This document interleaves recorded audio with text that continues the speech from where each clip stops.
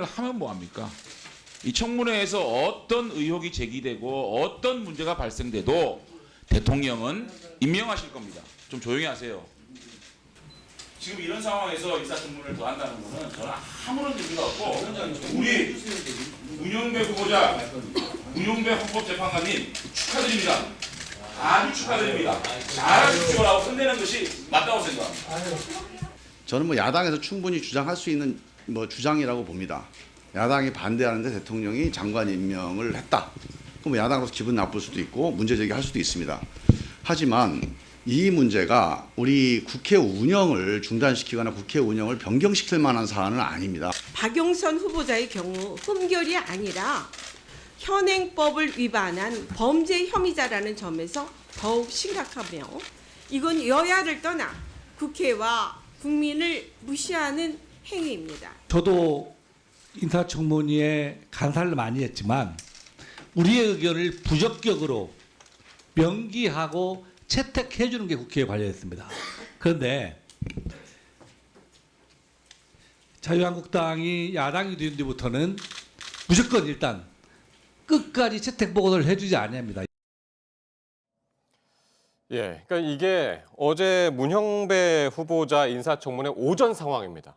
그러니까 본격적으로 문형배 후보자에 대해서 이야기하기 전에 오전에 이 문제 가지고 상당히 이제 공방이 오갔었어요. 저는 굉장히 좀 보기 좋지 않은 그런 모습이었다라고 네. 봅니다. 왜냐하면 저 자리에 잠깐 비춰주면 문영배 후보자 앉아 있었습니다. 그러니까 사람 불러도 앉혀놓고 당신네들끼리 싸움하는 그런 자리였는데 그래서 자유한국당에서는 그래도 뭐 대통령이 임명 강행한 장관들이 있다라는 부분도 어느 정도 얘기는 할 수가 있겠지만 또 네. 반면에 청문회 과정에서 제기된 문제 때문에 두 사람이 낙마한 것도 사실이에요. 예. 그리고 국회가 주어져 있는 국회의 권한 범위라는 것은 적격이든 부적격이든 청문 보고서를 만들어서 거기에 의견을 표시하는 거지 또 임명권자가 임명을 했다라는 것에서 거기에 대해서 그걸 독재라고 맞설 수 있는 문제는 아니거든요. 예. 그러면 청문회를 왜 만들어 놓고 청문회를 만드는 건 임명권자가 대통령이지만 거기에 대해서 견제를 한다는 거지 네. 견제라는 것이 거기에 임명권을 공동으로 행사한다는 의미도 아니거든요. 예. 물론 더더군다나 그 문제를 다른 자리가 아니라 다른 후보자의 청문회 자리에 게다가 사법부의 사실상 헌법기관에 독립된 헌법재판관 후보자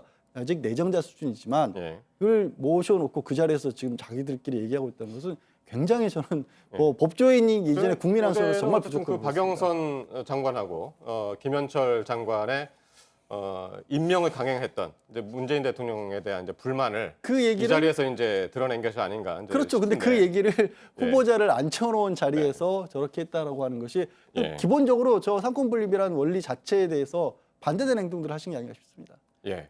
자, 그리고 이제 오후에는 이제 문형배 후보자에 대한 본격적인 질의가 있었는데 이념 편향성과 관련돼서 상당히 이제 질의가 집중이 됐었어요.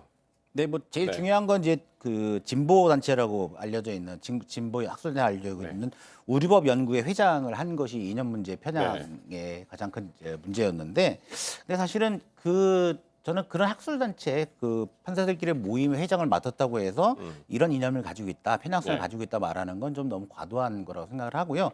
근데 그 과정에서 그런 얘기가 나왔어요. 내가 나는 한나라당 대선 후보에 투표한 적이 있다. 어떻게 나를 좌편향으로 볼 것이냐. 그런 얘기도 했거든. 그러니까 예. 나는 합리적인 판단을 하는 사람이지 어디 편향되어 있는 사람이 아니다 주장을 해서 사실은 그래서 결국에는 네. 야당에서 특히 이제 자유한국당에서 상당히 훌륭한 후보자라는 얘기가 나와서 약간 입장이 바뀌었죠. 완전히 그 청문회장에 반전이 일어났었습니다. 네, 그렇습니다. 예, 예. 그러니까 사실은 이게 우리가 한두 가지의 단편적인 사실로 한 사람의 인생을 규정짓는다고 하는 건 되게 위험한 일이잖아요. 그러니까 네. 우리법 연구회 회장을 했으니까 좌편향이고, 한나라당 대선을 투표했으니까 우편향이고, 이거는 말이 안 되는 거고, 이런 측면도 있고 저런 측면도 있고, 이걸 종합적으로 판단해 보는 것이 청문회의 자리다. 저는 예. 그렇게 생각을 합니다. 예.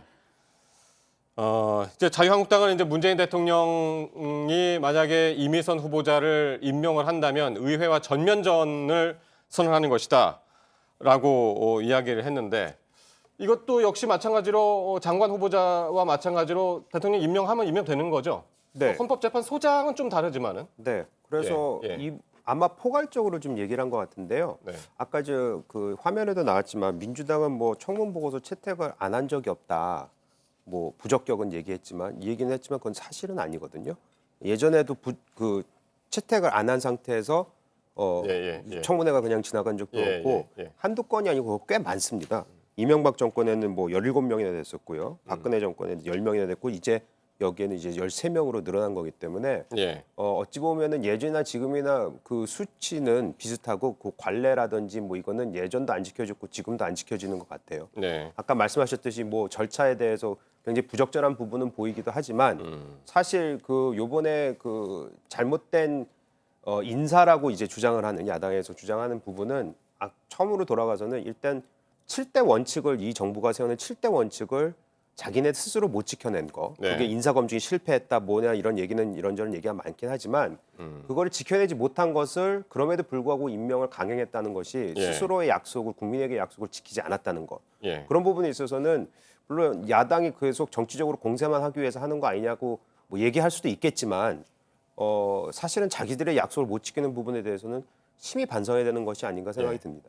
지난달하고 한 가지 이제 팩트 정리 차원에서 그러니까 청와대에서는 7대 기준을 위반하지 않았다는 입장입니다. 그러니까 청와대가 가지고 있는 7대 기준, 7가지 기준을 이 청와대 인사검증 기준표는 있는데 그 기준표에 따르면 위반한 게 아니에요. 그러니까 야당에서 그 기준 자체가 너무 낮다라고 한다라면 그건 위반이 맞지만 뭐 공격이 될 수 있지만 아예 어느 부분이 아예 7대 기준을 어겼다라고 하는 것은 또 사실과는 좀 다른 부분이 있습니다. 그래서 근데 7대 그 기준을 어떻게 적용할 것인가에 대해서 다시 한번 검토가 필요하다라는 그런 이야기를 거는 그건 청와대가 얘기를 가능하지만 했었죠. 그거는 가능해요. 청와대에서 스스로 그거는 인정하지만 청와대가 현재 잡고 있는 7대 기준은 위반된 게 없습니다. 근데 그 7대 기준도 사실 중간에 수정을 한번 했잖아요. 그 자기네들 처음에 세워놓은 것을 아무리 생각해도 못 지키겠으니까 수정을 한번 한 거거든요. 그러니까 이미 벌써 거기에서 자신들이 세우는 기준에 굉장히 큰 오류가 있었다는 걸 스스로 인정을 하는 거거든요. 그런 부분에 있어서 또 지금의 좀 새로 나온 기준은 그럼 맞냐 부합하느냐 아니냐 여기 또 갑론을박이 있을 수 있기 때문에 어찌됐든 간에 이 부분은 정치적인 공세라고만 생각할 게 아니라 좀 사과하는 모습도 좀 필요하다고 저는 생각을 합니다.